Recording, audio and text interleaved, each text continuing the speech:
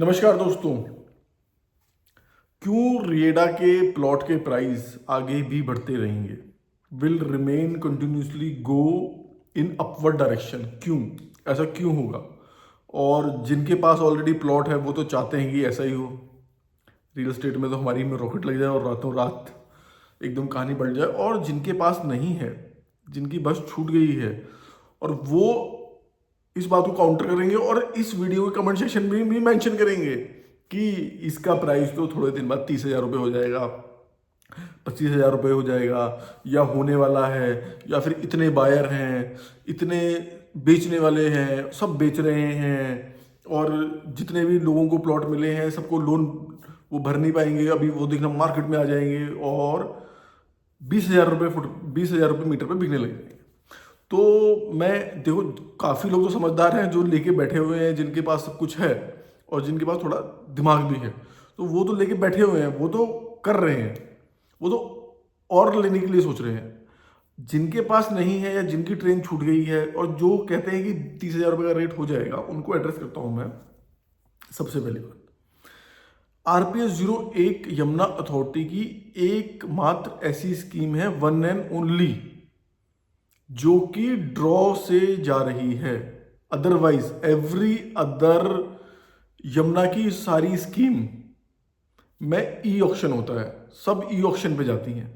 Even industry हो या कोई भी हो, किसोक हो, कमर्शियल आए, सब सब ई ऑक्शन है। यही, अब इसके पीछे भी उनका कुछ ना कुछ मोटिव है कि सबका इंटरेस्ट रहे, ये रहे वो रहे। चलो ठीक है, वो बड़े प्लेयर हैं भाई, उनकी अलग कहानी है, सबको एंगेज रखना है, सब आओ। अब RPS 08 जो सबसे महंगा है, सबसे सस्ता है, उसका रेट 25,000 रुपये का है अथॉरिटी का। उसके बाद उस पे तकरीबन तकरीबन 20% के खर्चे हैं। 8% की तो सीधी रजिस्ट्री होगी, 10% का सीधा वन टाइम लीज रेंट हो गया। तो मोटा मोटा उस पर 20% के खर्चे हैं, तो 30,000 रुपये रेट तो का मैं मान लेता हूं कि मुझे अलॉट हुआ है, तो मैं 30,000 रुपये का ही तुम्हें बेच दूंगा।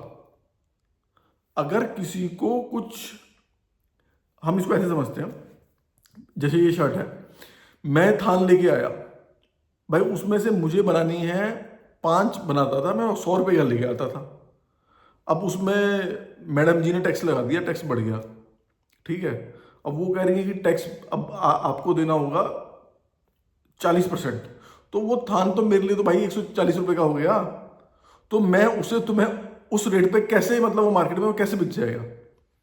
जब year on year rate increase हो रहा है, अथॉरिटी ही रेट इंक्रीज कर रही है, जब उस आदमी को, मैं तो कह रहा हूं कि चलो सब बेच देंगे, तुम सबके ले लोगे, जब वो बेच देंगे तो वो बेचेंगे तो किसी कॉस्ट पे ना। कॉस्ट कितनी है यार? वो ठीक है कि 3 साल पहले इंडस्ट्री का प्लॉट सेक्टर 32 में 7,000 रुपये का रेट था। उससे पीछे जाएं तो 6,600 का रेट था। उससे भी पीछे जाएं, उससे भी पीछे जाएं, उससे भी पीछे जाएं तो एक दिन वो 4,400 का रेट था, 4,000 रुपये का रेट था, 3,000 रुपये का रेट होगा। तो जब रेट ही, जब उन्होंने रिवाइज करके 15,000 रुपये कर दिया है, उसके ऊपर वो एक्सपेंस लगाएंगे, ठीक है। 20,000 रुपये का तो वो तुम्हें वैसे पड़ेगा, तो वो तुम्हें कैसे दे देगा वो इतने का? अब मान लो किसी बिल्डर का, यमुना में इतने बिल्डरों के फ्लैट भी हैं भाई साहब, जब बिल्डर गोदरेज है, M3M है, जब उसे वो प्लॉट 10,000 मीटर का पड़ी 700 करोड़ रुपए का पड़ रहा है, तो वो तुम्हें 5,000 फुट पे दे कैसे देगा? वो भी तो भाई उसकी कॉस्टिंग भी तो आएगी ना, फिर वो बनाएगा भी उसे, तो फिर वो कैसे दे देगा?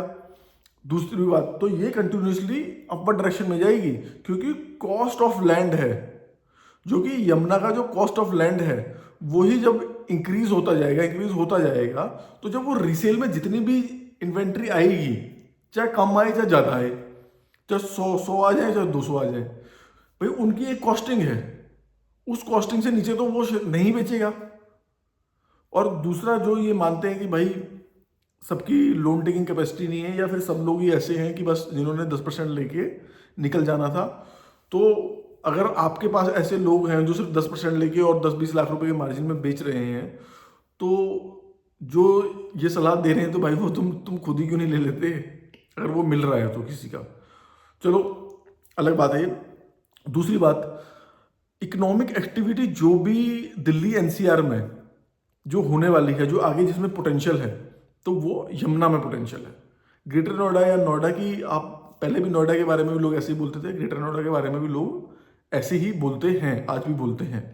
पर एक बार को आप जाके थोड़ा नोएडा को फिर सभी मानने लगे होंगे कि वहाँ पे इकोनॉमिक एक्टिविटी कितनी हो रही है, दिल्ली से निकल निकल के कितने बिजनेस हाउसेज वहाँ पे अब आ रहे हैं, सेक्टर 63 में, 64 में, 62 में, बड़े बिग हाउसेज, मतलब जिनके 5-5 हज़ार, 10-10 हज़ार एम्प्लॉयज़ हैं, तो वो सब लोग आ रहे हैं।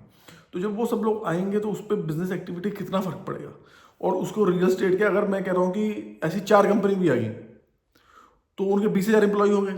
20,000 में से अगर 2,000 लोगों ने भी, सिर्फ 10% लोगों ने भी वहाँ रहने का सोचते हैं, तो मैं रेंट में ही कितना इंक्रीज हो गया कि 10,000 लोग एक साथ वहाँ पे रेंट पे लेना चाहते हैं। मैं ये तो कह ही नहीं रहा कि भाई वो बाई करना चाहते हैं। तो ऐसे ऐसे धीरे धीरे, और ग्रेटर नोएडा भी एक बार जो इकोटेक हैं जितने भी हैं 1 2 3 4 5 6 7 8 10 और 11 भी, एक बार प्लीज़ जो भी आपकी विसिनिटी में हो, जो आपकी रीच में हो, एक बार वहाँ पे जाके देख के आओ कि इकोनॉमिक एक्टिविटी चल कैसे रही है। तो सेम विद यमुना, जब इकोनॉमिक एक्टिविटी सारी वहाँ होगी, जब होने वहाँ वाली है, तो लोग भाई बाहर क्यों रहेंगे, दूर क्यों रहेंगे। गुड़गामा में लोग क्यों रहते हैं, इसलिए भी तो रहते हैं कि भाई वहाँ इकोनॉमिक एक्टिविटी है, वहाँ किसी के इंसान के बच्चों को जॉब मिल जाएगी, वो 2 पैसे कमा लेगा, फिर वो 2 पैसे से कुछ और खरीदेगा, फिर घर खरीदेगा, रियल एस्टेट खरीदेगा। तो जो लोग गुड़गांव में जॉब कर रहे हैं या जिनको पता है वहाँ रेंट देना भी कितना मुश्किल हो गया है, तो यही सेम स्टोरी यहाँ पे प्ले आउट करेगी आफ्टर सम ईयर। थोड़े दिन में आती है ये स्टोरी, और रोज का जो भी डेवलपमेंट की न्यूज़ आ रही है कि हमने भाई उसको लैंड दे दी, फ्री में लैंड दे दी, या फिर मेडिकल को लैंड दे दी, या एयरपोर्ट को लैंड दे दी, जो इसका प्राइसिंग है, इसका प्राइसिंग अब ये तो है नहीं गवर्नमेंट भाई अपनी जेब से लगाएगी। गवर्नमेंट किससे रिकवर करेगी? गवर्नमेंट भी तो उनसे ही रिकवर करेगी भाई, जो वहाँ पे आके इन्वेस्टमेंट करेंगे, जो वहाँ पे आके रहेंगे, जो वहाँ पे आके पैसे कमाएंगे, गवर्नमेंट किससे करेगी? तो यही सब जो इंफ्रास्ट्रक्चर बिल्ड करके दे रही है, तो अगर मैं कहता हूँ कि चलो एयरपोर्ट भी नहीं बन रहा, तो बाकी इंफ्रास्ट्रक्चर तो वहाँ बन ही रहा है ना, और कनेक्टिविटी तो आ ही रही है, रोड वोड IGI से, ये सब तो, और ईस्टर्न पेरीफेरल में से, इससे उससे तो सबसे वो कनेक्ट हो ही गया है। और जब एयरपोर्ट को खुद को बनाने की भी जब इतनी ज़्यादा कॉस्ट है, चलो मैं ये कह रहा हूँ कॉस्ट तो वो खैर वो रिकवर कर ही रहे हैं, पर जो और भी चीज़ों की जो कॉस्टिंग आ रही है, तो वो कौन कैसे रिकवर करेगा? वो हमसे तुमसे ही तो रिकवर करेगा भाई, जिसको लैंड हमने दे दी है, जिसको उन्होंने लैंड अलॉट कर दी है, उनके ऊपर ही तो कल को हाँ भाई तुम्हारा ये खर्चा हो गया, तुम ये खर्चा, हमारा 1 टाइम लीज रेंट पहले 11 महीने 11 साल का था, अब हम इसे 15 कर देते हैं, चलो हम आपका FAR बढ़ा देते हैं, चलो तुम अपना लैंड यूज़ का एरिया बढ़ा लो, चलो तुम अपना लैंड यूज़ चेंज कर लो। तो इन सब चीज़ों को कर करके जो भी है यही तो रिकवरी करेंगे। जब यही रिकवरी करेंगे तो वो पैसे देने वाला कौन होगा? जो वहाँ पर रहेगा। तो जिसने ऑलरेडी लैंड को होल्ड कर रखा है, तो लैंड की कॉस्ट जब धीरे धीरे धीरे धीरे जब बढ़ जाएगी, तो ये जो कहने वाले हैं लोग, ये 30,000 रुपये का रेट हो जाएगा, 25,000 रुपये का रेट हो जाएगा, भाई साहब जो ऑक्शन में जो रेट जाए ही 50,000 रुपये का, 40,000 रुपये का जा रहा है। थोड़े जो सबसे पहले ऑक्शन हुई थी तो उसमें रेट गया था 10,000 मीटर वाले प्लॉट का 12,000 रुपये मीटर का, तो वो भी बहुत महंगा लगता था। और आज की डेट में अगर हम सोचते हैं, ये मैं ज़्यादा पुरानी बात नहीं बता रहा, मैं सिर्फ 3 साल पुरानी बात ही बता रहा हूँ, 10,000 मीटर के प्लॉट पे कह रहा हूँ मैं, उसका ये रेट गया था। और आज की यार हमें मिल जाता है यार इस रेट पे, आज दिलवा दो।